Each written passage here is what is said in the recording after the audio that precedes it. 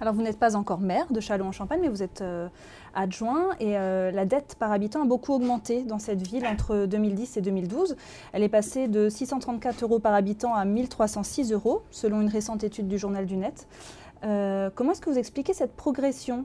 Est-ce que c'est des investissements Alors, j'explique cette progression par deux choses.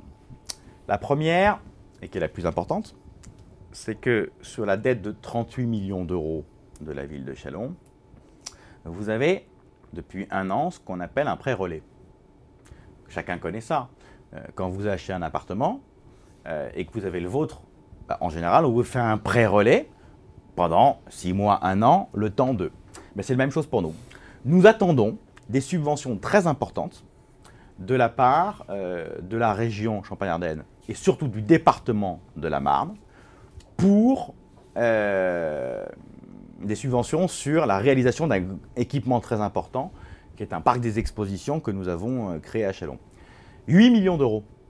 Donc sur les 38 millions d'euros de dette de la ville de Châlons, il y a 8 millions d'euros qui sont liés à ce prêt relais.